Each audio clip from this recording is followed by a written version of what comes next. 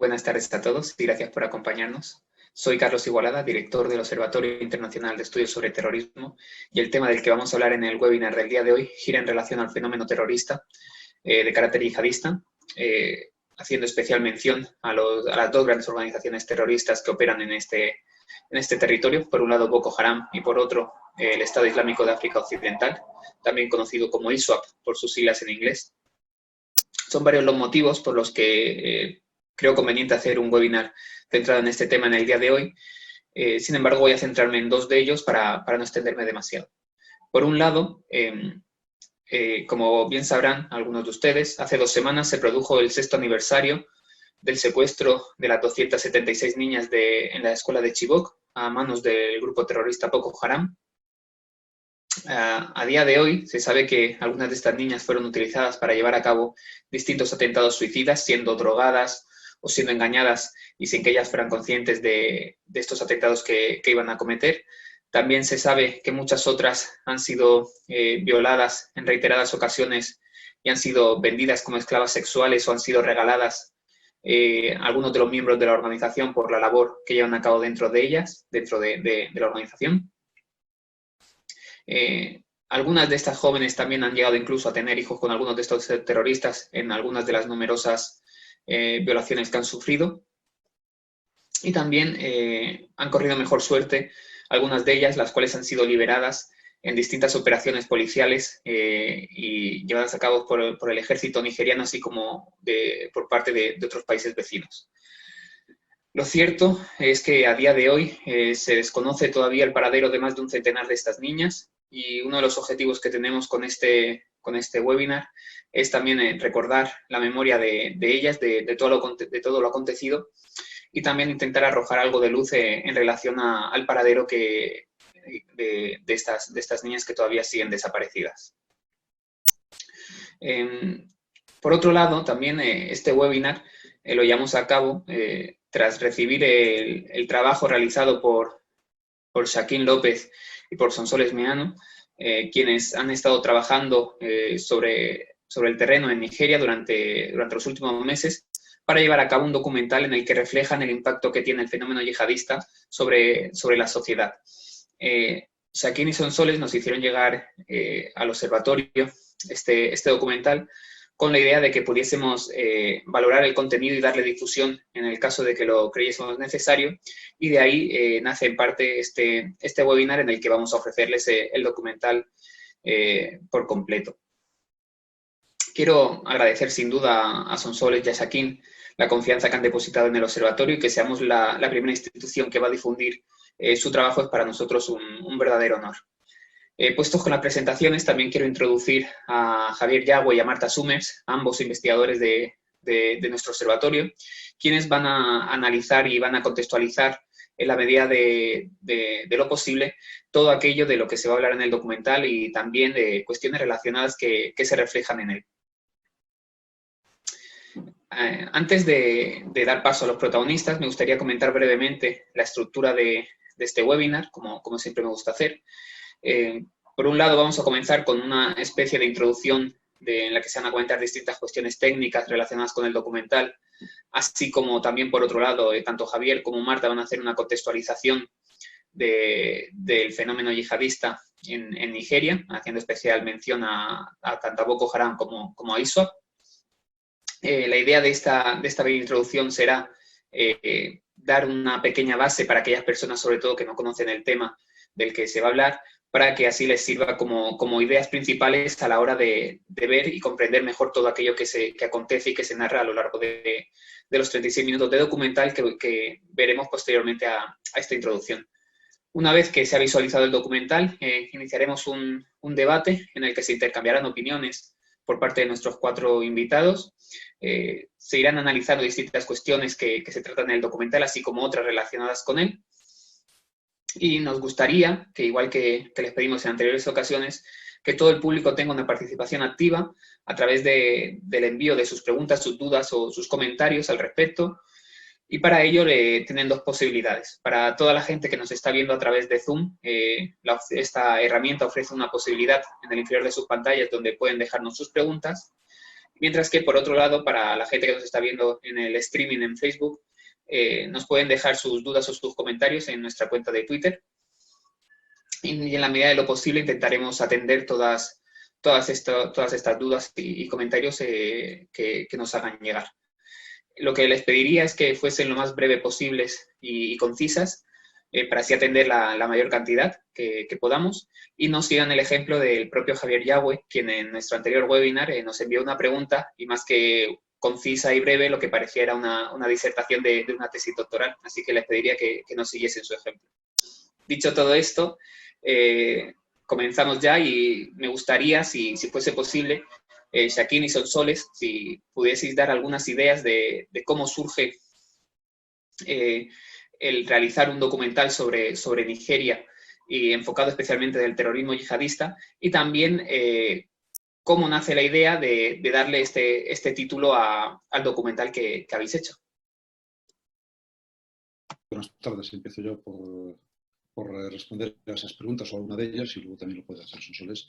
La idea surge cuando ambos, que trabajamos en Televisión Española, decidimos pedir a la empresa 2 meses de licencia, y a partir de ahí, sin sueldo, y a partir de ahí ya cubrir un poco ese tiempo con un proyecto ambicioso, un proyecto interesante.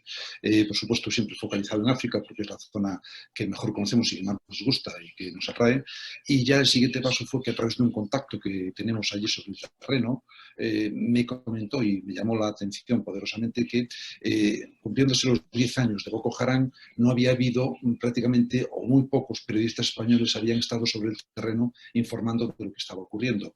Eso para un periodista siempre es un aliciente, ¿no? Es un poco un terreno virgen. Entonces yo creo, ya con ese planteamiento inicial, y teniendo en cuenta que Nigeria es un país que nos atrae especialmente y que conocemos, ya pues hemos estado ahí varias veces, digamos que ahí se juntó todo, se coincidió todo para que diéramos el salto y decidiéramos ir a hacer este documental y este viaje a Nigeria. Bueno, añadir que Nigeria es bastante especial también para nosotros, porque nos casamos en Nigeria. Entonces, bueno, tenemos una vinculación y un cariño especial a este país, por encima de otros países africanos también. Nos casamos en el Consulado de España, en la ciudad de Lagos. Entonces, bueno, pues tenemos bastante cariño y bastante admiración por este país y por todos los nigerianos, francamente. Entonces, bueno, esa es otra razón, ¿no? Ya por último, para contestar la pregunta del título, que es difícil de explicar, porque entiendo, y me ha pasado en más ocasiones como periodista, ¿no?, que el título de un reportaje, de un documental, responde muchas veces a un momento de instinto, ¿no? Y sobre todo cuando estás sobre el terreno, porque estás centrado en lo que está ocurriendo alrededor de ti, y digamos que es más propicio descubrir una frase que resuma, ¿no? A golpe de trinchera, si lo analizas, evidentemente en castellano no significa nada, porque es un juego de palabras, ¿no? No deja de ser un juego de palabras entre la trinchera que rodea Maiduguri y el ataque constante que somete Boko Haram a esa trinchera, pues prácticamente todas las noches a esta hora. A partir de esta hora posiblemente estén sonando ya los golpes de morteros, de Kalashnikov, etcétera, etcétera, de los insurgentes contra esta trinchera, porque su único objetivo es cruzarla, atravesarla y entrar en Maiduguri, cosa que últimamente consiguen, a Dios gracias, en muy pocas ocasiones. Es un juego de palabras que yo creo que indica, o por lo menos abre un poco la idea de lo que se cuenta en el documental. Sí, la verdad que ya Chakín ya ha proporcionado algunas claves en cuanto al contexto, sobre todo en lo que concierne a Maiduguri, la capital del estado de Borno, y creo que para ilustrarnos mejor en todo este sentido, creo que es oportuno que demos paso a Javier, que creo que es el que va a empezar a modo de contextualización, y va a contar sobre todo a grandes rasgos algunas de las claves que surgen en relación al fenómeno yihadista en Nigeria y la evolución que tiene especialmente el grupo Boko Haram hasta desde los orígenes. ¿No, Javier? Eso es. Bueno, buenas tardes a todos. Lo primero, agradecer a todos los participantes, pues, bueno, que la disposición a hablar de este tema. Y voy a ser un poco breve para dar paso luego a mi compañera Marta y que podamos ver el documental y luego extendernos un poco más en el debate. Por poner un poco en contexto lo que es el grupo, Boko Haram surge aproximadamente en el año 2002 con el nombre real que es Jamaat al-Sunnah wal-Diwa al-Jihad, que es, digamos, el grupo suní de predicación y combate, ¿no? Boko Haram es el nombre, digamos, común por el que se les conoce, que viene del dialecto Hausa, que se habla en Nigeria, y que viene a significar más o menos la educación occidental está prohibida. Que, bueno, pues ya da un poco pie a ver cuál es la ideología del grupo, ¿no? Que es realmente pues es un grupo de origen salafí. Se inicia originalmente con Mohamed Yusuf como su primer líder y bueno, en sus inicios desde el año 2002 al 2009 más o menos, es un grupo que realmente no se puede considerar como un grupo terrorista, que es lo que es ahora, sino que bueno, pues es un grupo salafista, pero dentro de una corriente salafista, digamos, silenciosa, como se viene a denominar, ¿no? Se centra en el debate, en discurso teológico, etcétera, etcétera. A partir del año 2009-2010 aproximadamente, empieza ya, digamos, un poco, hay un levantamiento en Borno en concreto, que es un poco donde nace el movimiento, y a raíz de ahí se empieza a convertir en un grupo salafí yihadista de carácter local inicialmente, pasa a crecer durante los siguientes años, sobre todo en 2012 y 2013, de forma que baja su área de actuación del norte de Nigeria hacia el norte y el centro, y bueno, en zonas limítrofes. Y a partir de ahí, pues va evolucionando hasta un poco llegar a donde estamos hoy, que es a través de, primeros crea un Estado, un califato islámico dentro de Nigeria, tiene la capacidad de hacerlo.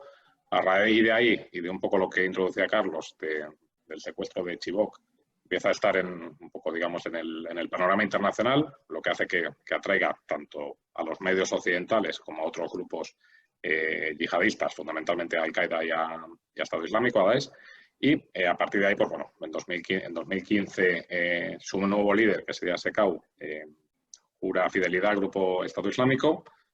Hay una escisión que se produce, que luego entraremos más en detalle, por ciertas discrepancias de Sekau fundamentalmente con la cúpula de Daesh. Y bueno, pues a raíz de ahí hay una escisión que se produce en 2016 entre ISWAP, que es lo que introducía Carlos, que es Estado Islámico en la provincia de África Occidental, o Wilayat Gara Friquilla, y Sekau, que vuelve a hacerse líder de Boko Haram, manteniendo ese nombre, ¿no? A partir de ahí, como comentaba Sakin también y Sonsoles, el grupo, su origen y su foco de actuación fundamentalmente está en el norte de Nigeria, en concreto en 3 estados. El primero, y en el que más presencia tiene, es Borno, como estábamos comentando, y ahí también un poco la raíz del documental de Maiduguri, pero también, digamos, en los estados limítrofes con Borno, que son Yobe y Adamawa. También, además, por el tipo de etnia que forma inicialmente, digamos, Boko Haram, que es inicialmente digamos, la etnia kanuri, también tienen presencia en todo lo que es el norte de Camerún y el oeste de Chad, ¿no? Por eso, un poco ahora poniéndolo en la situación actual del grupo, todo lo que es la última operación que ha habido militar, que es en la comunidad de Borma, pues es un poco en todo lo que es la zona de la Bochat, que también hablaremos luego de ello, ¿no? Y por finalizar, pues un poco la ideología que ellos plantean inicialmente implantar es un Estado islámico regido por la Sharia, por la ley islámica. Una Sharia que ya tenía antecedentes en Nigeria y que es cierto que llevaba discutiéndose en el país desde los años 70, a finales de los 70, y que incluso en algunos estados ya estaba implantada como sistema legislativo. Y bueno, esto es un poco lo que da, digamos, pie a que Mohamed Yusuf, bueno, pues con su discurso vaya generando adeptos. Y hay un momento en el que cuando se produce este levantamiento, pues enfrenta a lo que es el gobierno nigeriano, de carácter según el occidental y corrupto por culpa de la democracia y la Constitución, que generan un estado de pobreza y corrupción que ellos plantean la Sharia como solución a esto, ¿no? Y bueno, pues esto será un poco a nivel de introducción, un poco rápida. No sé si Marta, a continuación, ¿quieres continuar por donde lo ha dejado Javier? Sí. Muy bien, gracias, Carlos. Bueno, Buenas tardes a todos. Muchas gracias por acompañarnos hoy. Os voy a intentar contar brevemente el contexto actual de Nigeria y de la actividad de ambos grupos terroristas que ha explicado ya Javier, para que os podáis hacer una idea lo mejor posible de la situación antes de que pasemos a ver el documental. Bueno, según los datos que estamos recopilando en el observatorio, durante 2019 Boko Haram fue el grupo terrorista que más ataques perpetró en la región del Sahel, siendo responsable de más de un 40% de los atentados. La otra facción, ISWAP, de la que ya hemos hablado, leal a Daesh, ocupa el tercer puesto regional con un 20%, aunque aquí es importante que tengamos en cuenta que no toda su actividad se concentra en Nigeria o en la cuenca del lago Chad, como después veremos. Ambos grupos ocupan las posiciones cuarta y quinta a nivel mundial en cuanto a número de víctimas, no de ataques. Y además de los grupos terroristas, hablando de Nigeria en sí, en 2019 el país volvió a ser el más afectado por terrorismo yihadista de la región, tanto en número de ataques, que registramos nosotros 146, como de víctimas, ya que más de 1000 personas perdieron la vida durante el año pasado. En la comparativa mundial estos datos no se quedan atrás. El país ocupa el tercer puesto por detrás de Afganistán y de Irak. O sea que podéis ver que la importancia regional y global de la violencia yihadista en Nigeria es bastante importante. Una vez vistas las cifras, os voy a enseñar un mapa, voy a compartir mi pantalla para que podamos ver claramente las zonas de influencia de ambos grupos.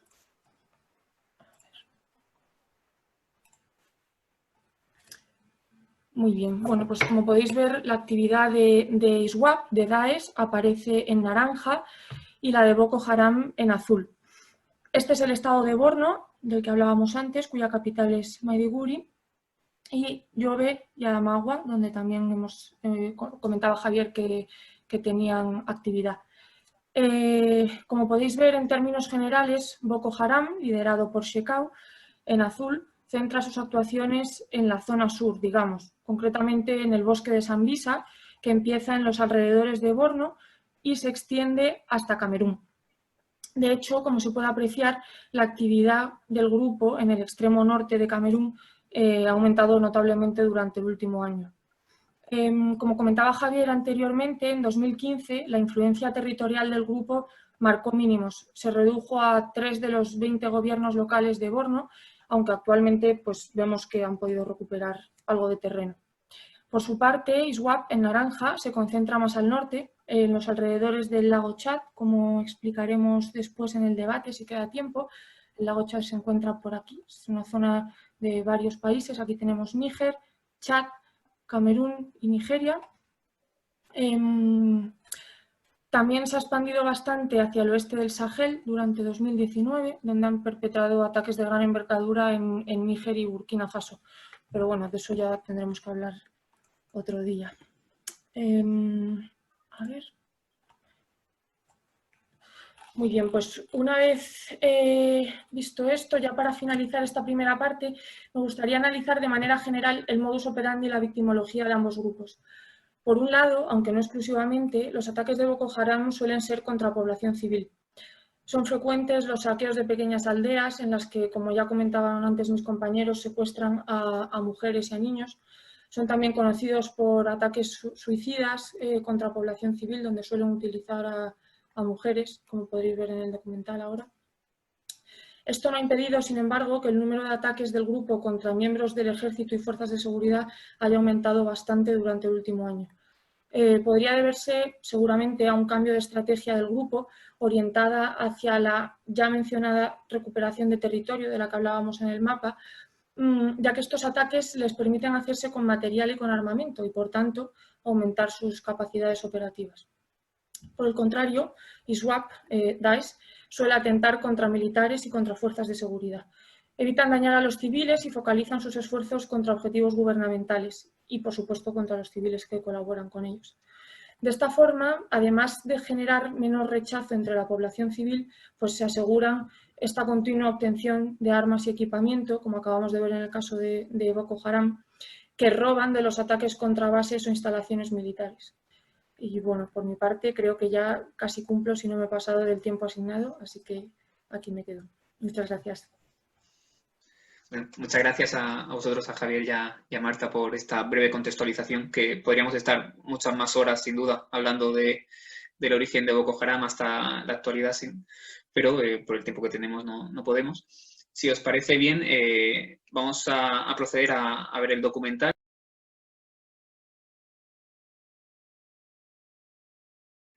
Ya estamos de vuelta. Esperamos y deseamos que les haya gustado a todos ustedes el documental. Creo que la principal característica que se puede extraer del documental es que, para mí al menos, es un buen reflejo del impacto que tiene o que ha tenido el grupo terrorista Boko Haram en la sociedad nigeriana. Y sin duda, yo creo la primera pregunta que me gustaría hacer a Shakin y a Sonsoles, desde la perspectiva de haber convivido con la gente que sufre en primera persona este terrorismo. La pregunta que me gustaría haceros es, ¿en qué creéis que está fallando el Estado nigeriano a la hora de no combatir efectivamente al grupo Boko Haram y permitir incluso que una parte de la sociedad llegue a respaldar las acciones que hacen y la forma en la que llega a suplantar de alguna forma a las autoridades nigerianas, que deberían estar haciéndose cargo de esa situación? Bueno, a mí una de las cosas que más me llama la atención después de haber estado allí es lo poco que les preocupa a los nigerianos Boko Haram. Por una razón, porque Borno State es el estado más, digamos, más limítrofe de la Federación Nigeriana. Está en el noreste, está a 1000 kilómetros de distancia o más, ahora mismo no recuerdo exactamente, de lo que es la capital de Abuya. Entonces, si tú hablas con un nigeriano en Abuya, en Lagos, en Kano o en cualquier otra ciudad del país que no esté en esta zona de influencia, sí, evidentemente les preocupa, pero como que lo ven como un problema residual de una esquina del país. A mí eso me llama mucho la atención, porque efectivamente el pulso que está echando el Boko Haram al Estado nigeriano es un pulso muy serio y muy preocupante. Eso por un lado. Y por otro lado, cuando tú estás en Borno te das cuenta efectivamente un poco de que una de las razones fundamentales de por qué no se está combatiendo con eficacia a Boko Haram, una de las muchas, es en primer lugar la ineficacia y la corrupción que hay en el seno del ejército nigeriano.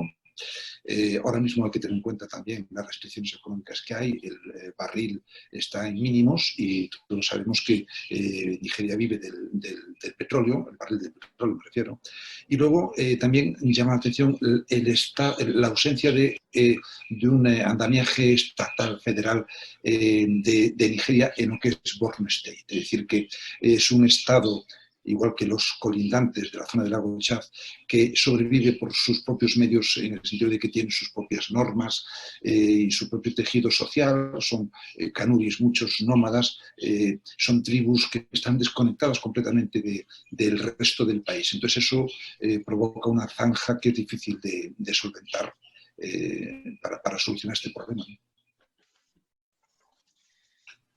No sé, Sonsoles, ¿quieres aportar algo más, alguna perspectiva propia que no haya comentado Shakin? No, opino lo mismo que Shakin, sobre todo la falta de identificación de una parte de Nigeria, la parte del norte hacia el sur, la parte yoruba, es que no se identifica nada con la parte del norte, o sea, son como dos estados totalmente distintos, ideológicamente, en su religión y en todo, ¿no? Y entonces, en la falta de comprensión.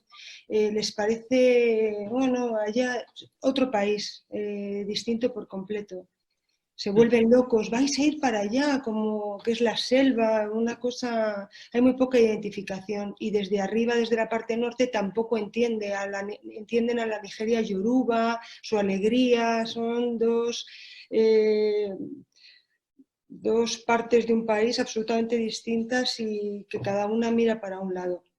Luego también confirmo lo que dices aquí, en el ejército es corrupto, porque es que en Nigeria es corrupto en todos los estamentos y en todas las situaciones que te puedas imaginar, desde en un mercado hasta en un taxi que cojas, o sea, la corrupción y el dinero es la moneda de cambio. Entonces, con un ejército y un gobierno corrupto, pues es imposible luchar contra esto.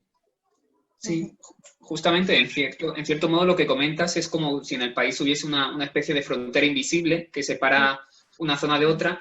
Y justamente algo en relación a ellos había comentado Marta y también Javier al inicio de la contextualización, y es que una de las características que existe, que se puede apreciar en gran parte de los países del Sahel y a la hora de interpretar el auge del fenómeno yihadista es precisamente esa porosidad que tienen muchos de los países o todos los países del Sahel, esa porosidad que caracteriza a la hora de entender el porqué el auge del yihadismo en estos países y comprender también la difusión que tiene incluso a la hora de moverse entre ellos. Y no sé si, Marta, ¿qué piensas al respecto de la importancia que tiene realmente estas fronteras tan porosas a la hora de comprender la expansión del fenómeno yihadista durante los últimos años?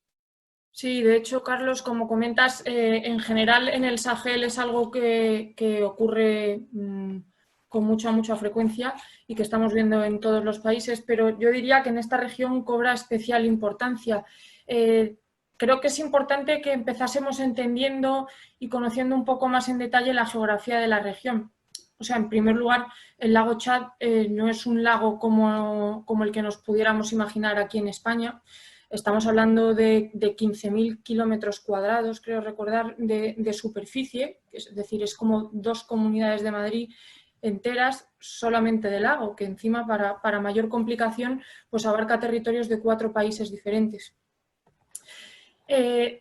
Además, otro factor en contra de este descontrol y favorecimiento de la difusión del terrorismo, como también ocurre desgraciadamente en numerosos países de África, es que los ejércitos nacionales no tienen ni suficiente personal, ni medios, ni entrenamiento, ni formación para controlar de manera efectiva pues ni siquiera la totalidad del territorio nacional. Pues imaginaos las fronteras, que por supuesto se quedan con multitud de puntos negros, digamos, por las que hay un intercambio de personal terrorista, de crimen organizado, o sea, sirven para muchos tipos de delincuencia. Esto hace que zonas de orografía compleja, como pueden ser áreas desérticas o en este caso un lago, pues sean las que se ven especialmente afectadas por la ausencia de las autoridades. Y entonces, claro, pues se vuelven lugares de especial interés, digamos, para los terroristas, donde se pueden instalar con mayor impunidad y desarrollar mejor su actividad. Si a esto le sumamos, como decíamos, la presencia de varios países en la zona, pues la situación se complica aún más. Por ejemplo, si el ejército de Nigeria realiza una operación antiterrorista en el noreste, como las autoridades de Níger y Chad no la acompañen, digamos, con su respectiva barrera en su territorio, pues los terroristas tienen la posibilidad de estar continuamente moviéndose hacia zonas de estos países y huyendo, digamos, de las operaciones que los ejércitos despliegan. Entonces, pues pierde un montón de eficacia, claro. Para esto es importantísimo que los países realicen acciones coordinadas, pudiendo cercar realmente de manera eficaz a los terroristas. En esta línea, como comentaba Javier, se creó la Fuerza Multilateral Conjunta, y como hemos visto en el documental también, que son los 4 países ribereños más Benín. Y esto ayudó a aunar los esfuerzos regionales, pero aún se quedan sin amparar, digamos, las operaciones que los ejércitos lleven a cabo de manera individual. Me gustaría resaltar, por último, en el mes de marzo, previa a la operación Cólera de Boma que lanzó el ejército de Chad, sí se llevó a un acuerdo con los ejércitos de Níger y de Nigeria para que cerrasen sus respectivas orillas del lago e hiciesen ese parapeto para impedir la huida de los terroristas. Creo que es algo que debería empezar a implementarse, porque está visto que más de 10 años después pues no está ni erradicado ni controlado. Sí, así es, comparto también la opinión. Antes también, por otro lado, Javier, durante su intervención inicial, comentaba de forma superficial algunas de las causas, abordaba a grandes rasgos la escisión que se produjo entre ISWAP y Boko Haram. Creo, sin duda, es uno de los acontecimientos más importantes a lo largo de la trayectoria del grupo. Y si puedes, Javier, ahora que tenemos algo de tiempo, si fuese posible que nos comentases algunas claves o el impacto que ha tenido esta escisión de cara a los años en los que nos encontramos en la actualidad. Sí, por poner un poco en antecedentes motivos que llevan a esta decisión que ocurre en 2016, realmente habría que echar la vista atrás a un poco cómo empieza el grupo, ¿no? Desde la parte, digamos, que se convierte en grupo terrorista, que es con el levantamiento de Maiduguri, precisamente en Borno, entre junio y julio de 2009, que acaba con una operación previa del ejército nigeriano, que es la operación Flash, que bueno, pues deriva en una serie de incidentes en la zona, que acaban con una gran ofensiva de Boko, que derivan a su vez en la muerte de Yusuf, ¿no? La muerte de Yusuf realmente es un poco un punto de inflexión en lo que es la deriva del grupo, que hasta ese momento, bueno, pues sí te realizaba alguna protesta, pero no realizaba atentados o ataques. Y desde que toma el mando quien era su segundo, que era Abubakar Shekau, que es, bueno, es un poco, digamos, la figura más conocida realmente de todo el movimiento de Boko Haram, porque es un personaje un poco peculiar, un poco histriónico, y siempre sus intervenciones son motivo en parte de pánico y en parte de mofa, por su forma de aparecer en diferentes vídeos. A raíz de que Shekau, digamos, toma el mando del grupo, empieza una política de ataque continua, primero a nivel local, en lo que es la zona de los 3 estados que comentábamos antes, de Borno, de Yobe y de Adawama, pero luego empiezan, digamos, a atacar a objetivos ya gubernamentales que hacen que, bueno, pues el gobierno tome cartas en el asunto, y eso pone a Boko Haram un poco, digamos, en los medios, ¿no? Hasta ese momento era un grupo muy local, que prácticamente, como comentaba Sonsoles y Sakin, no importaban al resto de nigerianos porque prácticamente eran desconocidos. Hay que tener también en cuenta que el estado de Borno es un estado que originalmente hubo un sultanato en esa zona, año 1000 aproximadamente, es una zona específicamente musulmana y siempre se ha considerado como una zona de la élite musulmana, ¿no? Entonces está como un poco desconectado del resto del país. Esto también motivó que surgiese la primera ley antiterrorista por parte del Estado nigeriano, que fue en el año 2011, que se aprueba a Boko Haram como, digamos, primer objetivo de esta ley en el año 2013, en junio creo recordar que fue, y a raíz de ahí, pues bueno, Nigeria solicita a una serie de países que forman parte de la guerra contra el terror, como son Reino Unido y Estados Unidos, que introduzcan en sus listas a Boko Haram. Reino Unido lo hace un mes después de Nigeria y Estados Unidos en noviembre del año 2013. No será hasta 2014, con Chibok, con el secuestro de 276 niñas en este orfanato, cuando, digamos, pues bueno, todos empezamos un poco a nivel general a conocer a Boko, y en ese momento es cuando Europa y Australia también designan a Boko Haram como grupo terrorista. Eso también hace que, bueno, pues los medios empiecen a hablar del grupo, salga en prensa, salga en televisión, y esto también llama la atención de digamos, los principales grupos yihadistas, ¿no? De Al-Qaeda, de Daesh y el otro que opera con fuerza en la zona, que es Al-Shabaab, la franquicia de Al-Qaeda en Somalia. Y pues bueno, pues un poco empieza la dinámica de gustarse a sí mismos, ¿no? Por parte de Boko. Es decir, se empiezan a posicionar de forma que buscan alianzas con otros grupos, empiezan a establecer contacto con grupos de la zona del Sahel. Y es en 2015, el 7 de marzo, cuando Shekau, en un vídeo, pues bueno, declara la valla, el juramento de fidelidad al califa de Daesh, Abu Bakr al-Baghdadi.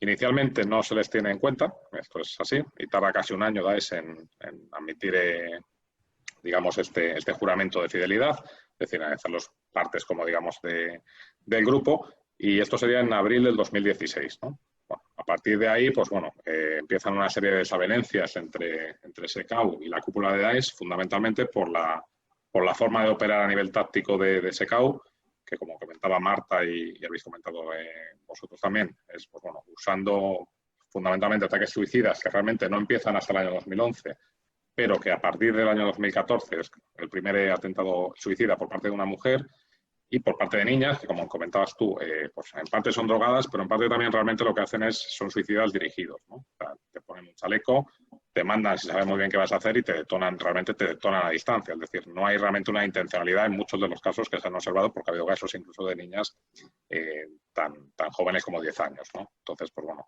esto, por mucha brutalidad que lleva a cabo Daesh, no gusta en la cúpula por imagen. Tenemos que recordar aquí que lo comentaba también Marta, que Boko es uno de los grupos más letales que ha habido. O sea, desde el año 2009, que empezó con los atentados, ha habido más o menos unos 20.000 muertos aproximadamente y 3 millones de desplazados, y cuenta a día de hoy entre 5 y 10.000 militantes, ¿no? Es un grupo poderoso en la zona. Entonces, pero bueno, aquí empiezan las discrepancias, como comentaba, y Daesh Central, la cúpula de Daesh, la Shura de Daesh, decide nombrar al que era hasta ahora digamos, el Spox, el portavoz oficial de Boko, como emir del grupo, dejando a un lado a Sekau, ¿no? Nombran a Abu Musab al-Barnawi, que como nuevo emir de ISWAP, en este caso, que sería como se empezará a conocer al grupo, como la franquicia de Daesh en África Occidental. Al-Barnawi es el hijo mayor que queda vivo del fundador de Boko, de Yusuf, por tanto tiene una ascendencia sobre los militantes importante en ese sentido, aparte había sido el portavoz oficial. Y a partir de ese momento, pues bueno, Sekau rompe completamente con el grupo. Pero bueno, también hay opiniones a nivel teológico sobre si se puede atentar contra musulmanes o no musulmanes, y los musulmanes que vienen en Europa pueden estar aquí sin digamos, rebelarse contra los gobiernos occidentales, que para ellos, bueno, al final no están gobernados por la Sharia y demás. Y a partir de aquí, pues bueno, la decisión se produce. Queda por un lado el grupo original de Boko Haram bajo el mando de Sekau, y por otro lado el Estado Islámico en África Occidental, ISWAP, pues bajo el mando de Barnawi. Ha habido una serie de cambios, ya por acabar, recientes, que han sido en el año 2019 se depone a Barnawi por motivos que no están francamente muy claros, ¿no? Y se nombra bueno, pues a otro nuevo emir, que es Abu Abdullah Umar al-Barnawi también. Al-Barnawi el nombre, la cunia viene de Borno, ¿vale? Al-Barnawi es originario de Borno, lo que significa al fin y al cabo. Y bueno, pues se mantiene en el mando durante 2019 hasta marzo de este año de 2020, que hay un golpe, digamos, militar dentro de la cúpula. Se asesina a 5 de los miembros del Consejo de la Shura de ISWAP, perdón. Entre ellos parece ser que este último al-Barnawi, que también es conocido como Ba Idrisa, ¿no? Y parece ser, aunque no está todavía confirmado, que el actual líder del grupo es Lawan Abu Bakar, también conocido como Balawan. Y bueno, pues realmente hay una serie de disputas internas ahora mismo que dejan al grupo un poco sin saber muy bien hacia qué terreno se dirige. Sonsoles, no sé si querías hablar antes, cuando estaba interviniendo Marta en relación a lo de las fronteras, que no sé si te he cortado o no, ha sido sensación mía. El micro. No se te escucha.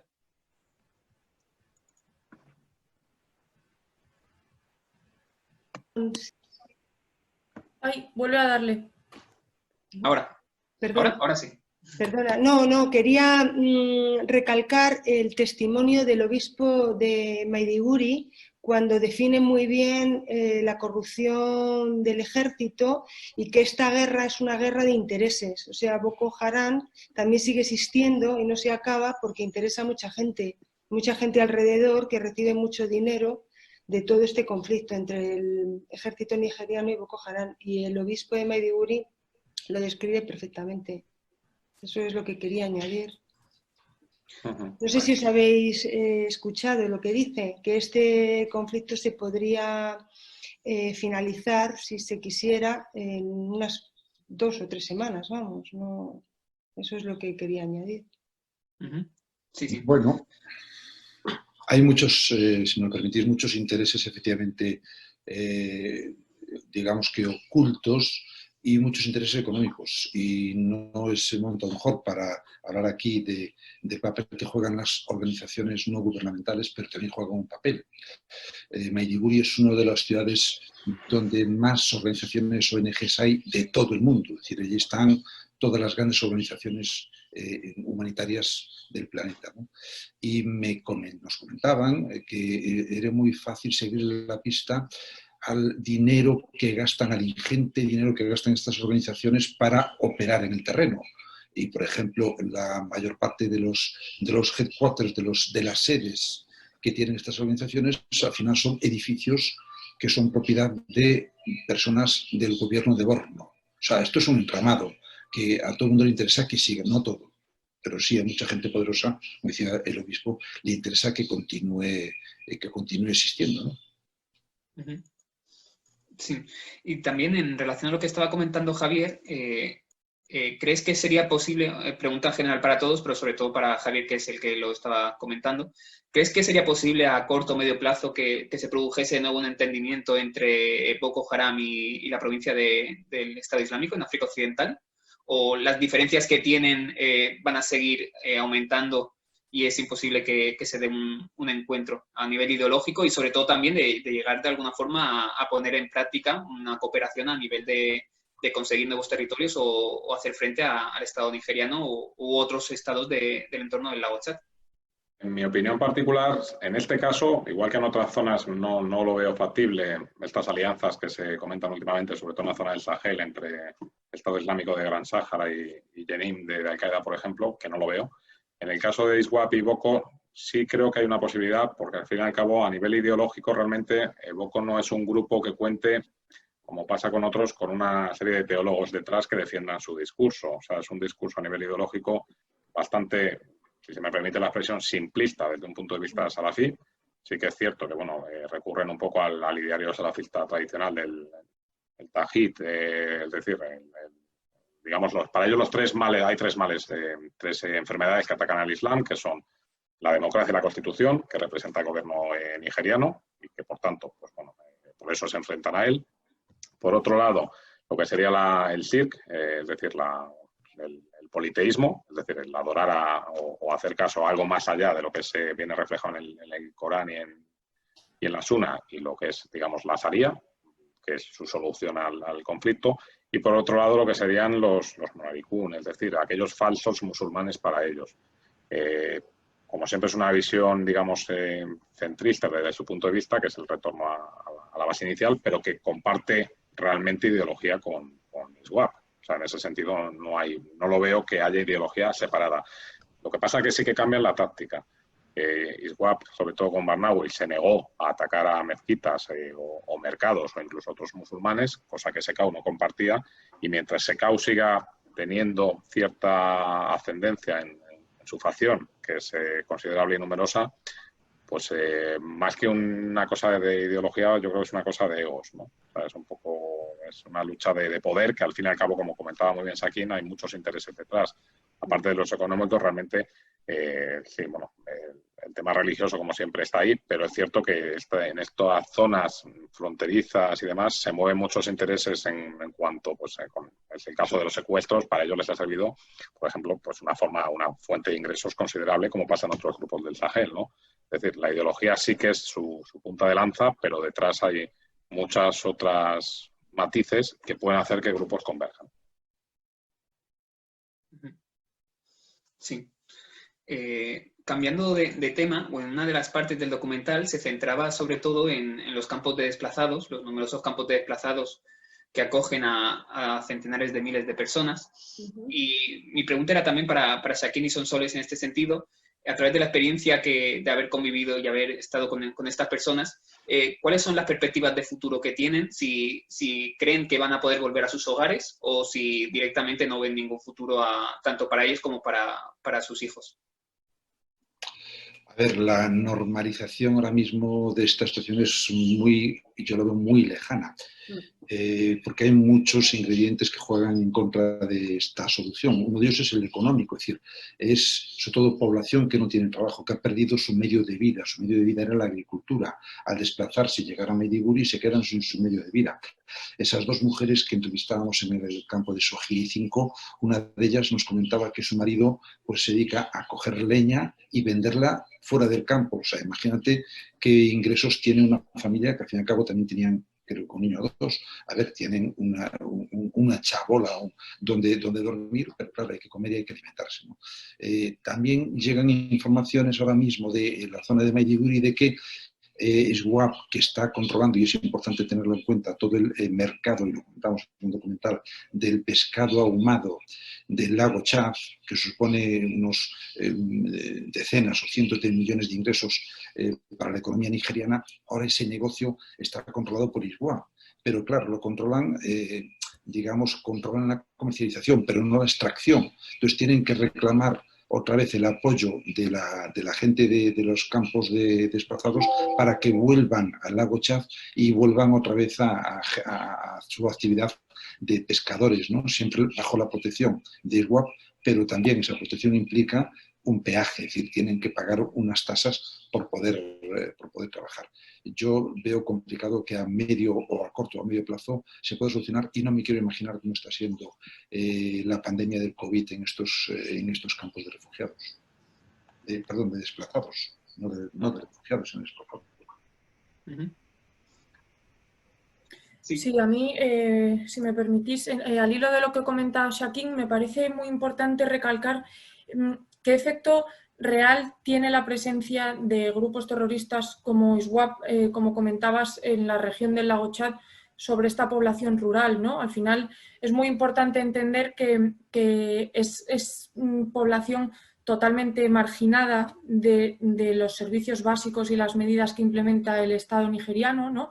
Carecen por completo de educación, de agua, de seguridad, de sanidad, y entonces hay un descontento generalizado y un sentimiento de rechazo, ¿no? Hacia las autoridades nigerianas.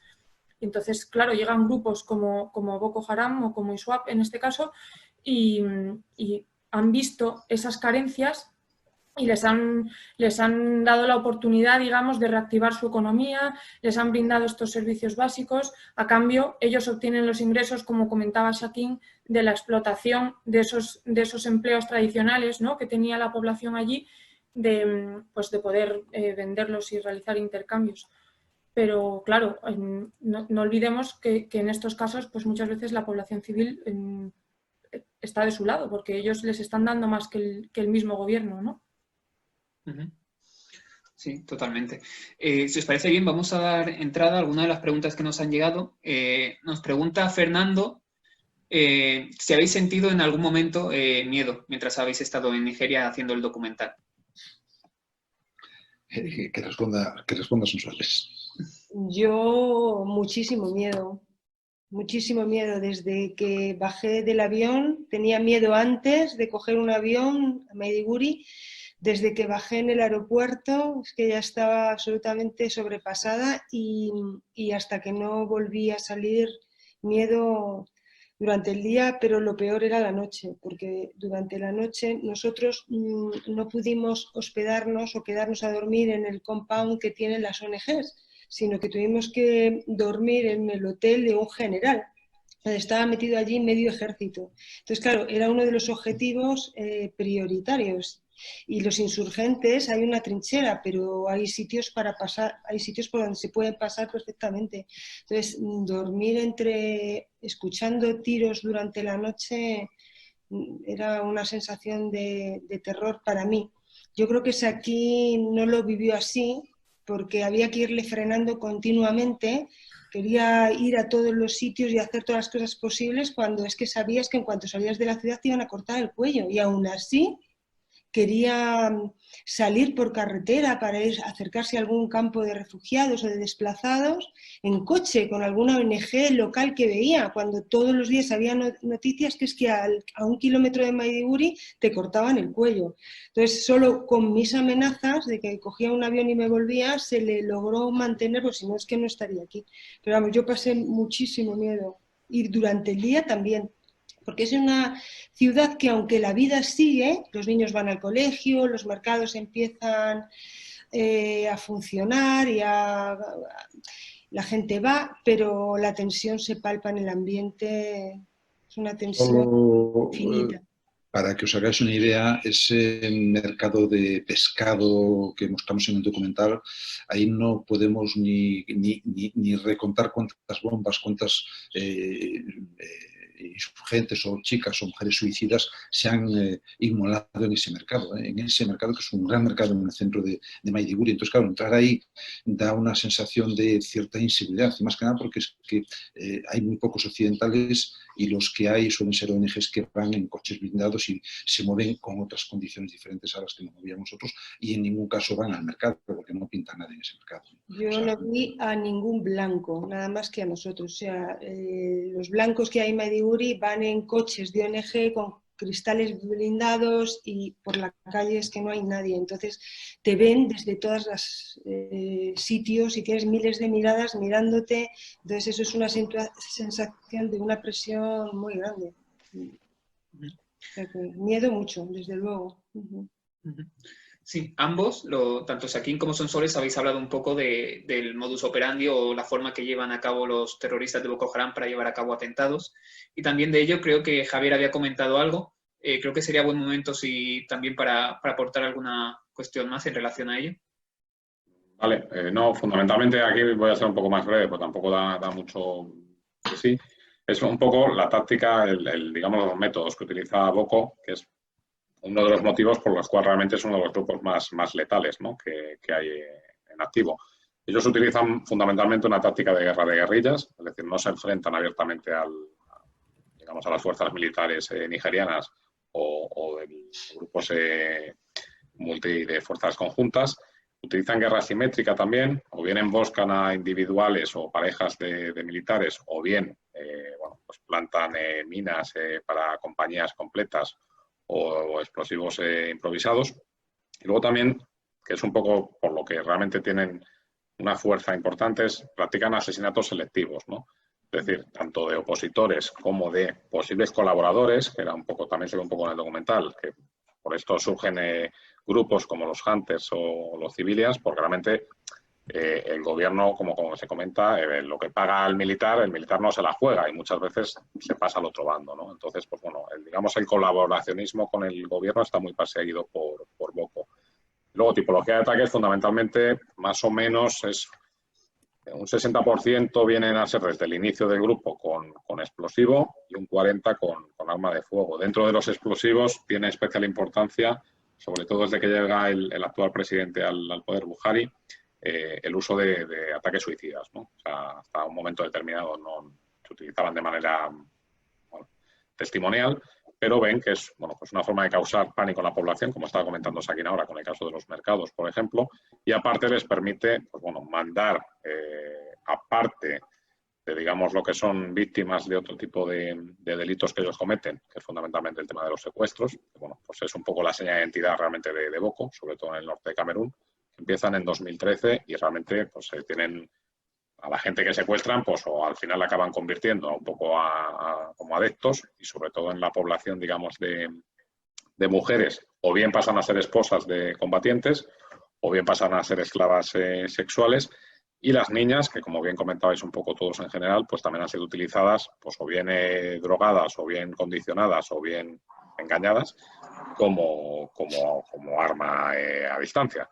¿Vale? Luego también se ha visto pues, el tema de los niños soldado, por ejemplo, y realmente las alternativas, y un poco aquí enlazo con lo que iniciabas tú la conversación, para el que ha sido secuestrado, de las niñas que se secuestraron en Chibok en 2014, pues fueron 276. Sí que es cierto que eso marcó un poco un punto de inflexión, pues porque, digamos, fue bastante criticado, incluso dentro de grupos salafíes.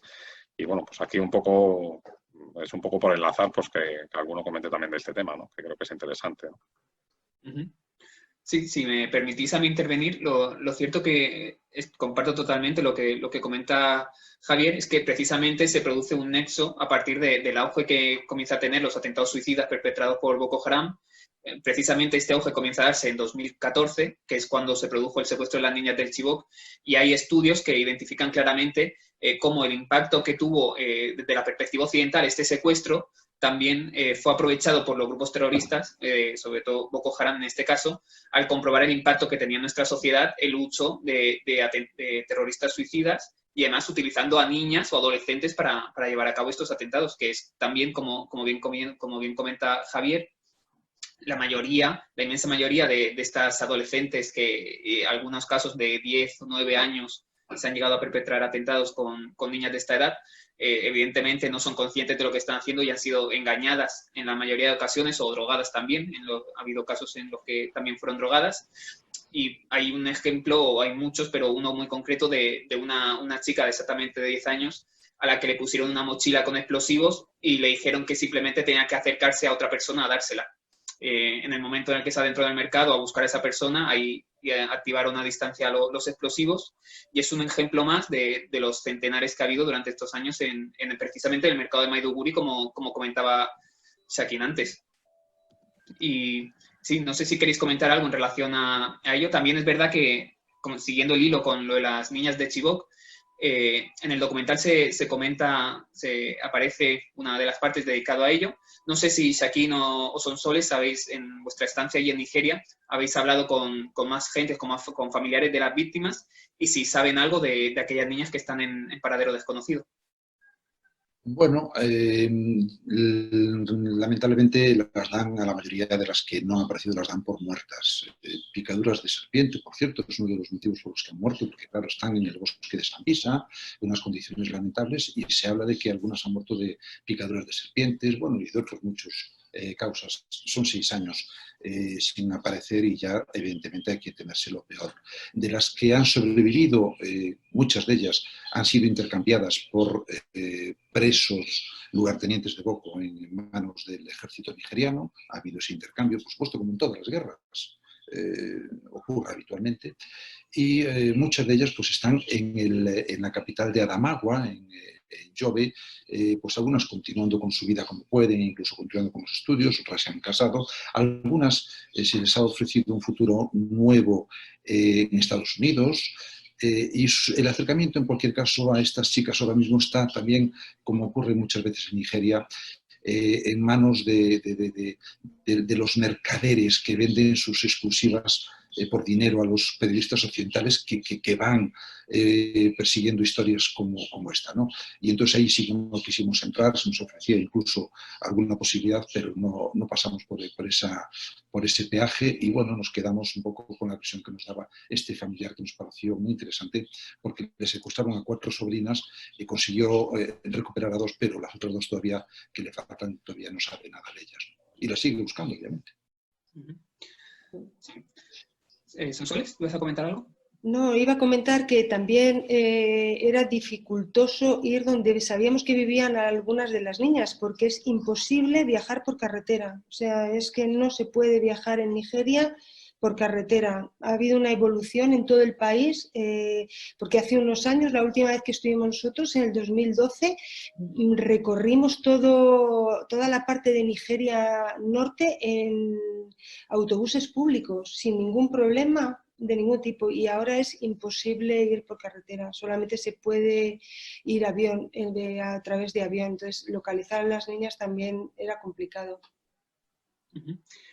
Volvemos a una pregunta nueva que nos han hecho desde el público. Palomita Arap nos pregunta, ¿qué opináis de los artículos de prensa que hablan de un resurgimiento de Ansaru en el noroeste de Nigeria? Quizá esta pregunta va más enfocada a Marta o a Javier, aunque si Shaquín y Sonsoles quieren aportar algo, por supuesto, también pueden hacerlo. Sí, a mí me parece que, bueno, realmente sí se ha registrado un incremento de la actividad, cierto incremento de la actividad de Ansaru últimamente. El grupo llevaba varios años sin perpetrar ningún ataque. Es verdad que en octubre o noviembre de 2019 empezaron a publicar, digamos, avisos de que se estaban rearmando y de que querían volver a actuar y en similares. No hubo ninguna acción y sí que hemos visto ataques que podrían encajar con su modus operandi y con su zona, que están en la meseta y en estados centrales de Nigeria. El ejército nigeriano llevó a cabo, me parece que fue, no sé si en febrero o en marzo, no recuerdo ahora mismo, una operación importante en esta región central, preventiva, parece ser. Pero bueno, yo hasta donde sé, el grupo no cuenta con una capacidad operativa alta. Sí se están involucrando en ciertas operaciones de vandalismo y de bandidaje que están presentes en la zona. Entonces, bueno, sí que hay ciertas sinergias entre lo que parecen miembros de Ansaru con estos otros criminales, pero bueno, de momento el rearme yo creo que no es muy alto. No sé vosotros qué opináis.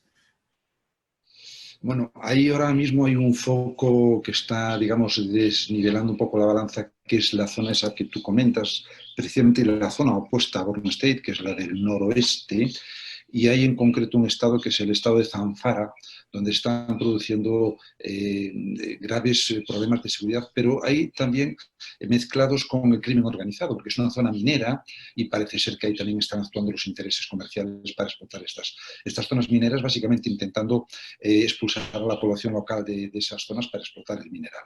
Y luego en la zona de Kaduna, una de las ciudades más importantes de Nigeria, muy cerca de Abuya, efectivamente está Ansarut dando mucha guerra, nunca mejor dicho, pero también está muy mezclado con temas de crimen organizado, de secuestros. Nosotros, como decía Sonsoles, recorrimos Nigeria de arriba abajo varias veces en autobús, en transporte público, y nunca tuvimos ningún problema. Esta última vez que estuvimos ni se nos ocurrió hacer o recorrer ni 5 kilómetros por carretera porque era absolutamente suicidio. Únicamente la zona Yoruba, la zona de las grandes ciudades de Lagos y de Ibadan y de Abeokuta se puede uno desplazar por carretera. Del resto del país es un auténtico suicidio, más si eres blanco, claro. Sí. Si os parece bien, damos entrada a 2 nuevas preguntas y una de ellas va a estar enlazada con la última que tenía pensada para todos vosotros, que la dejo para luego. La penúltima es, nos pregunta una persona que nos está viendo, ¿qué grado de implicación están teniendo organizaciones internacionales como pueden ser la OTAN o Naciones Unidas para intentar bajar la tensión religiosa, entre comillas, en la zona? No sé si alguno puede aportar algo al respecto. Bueno, yo ahí creo que más que grado de implicación, y soy muy escéptico, lo que les interesa a las grandes potencias mundiales es venderle armas a Nigeria. Ahora Nigeria está comprando todo tipo de armamento a los rusos, a los chinos y siempre a los americanos. Y realmente yo ahí soy muy escéptico, creo que realmente lo que les interesa es seguir por esa línea, ¿no? Ahora mismo el último gran contingente de armamento que ha comprado el gobierno de Nigeria es al gobierno ruso, pero antes también estaba con los chinos. En fin, que Nigeria se está gastando mucho dinero en esta guerra. Sí. Vale, pasamos a la última pregunta del público, que también, como ya he comentado, viene enlazada con la última reflexión que quiero proponeros. La pregunta es de un espectador anónimo y nos viene a decir si se podría proponer alguna vía de solución a la problemática de Boko Haram reflejada en la población a través de la cooperación internacional para el desarrollo sin necesidad de recursos de carácter militar.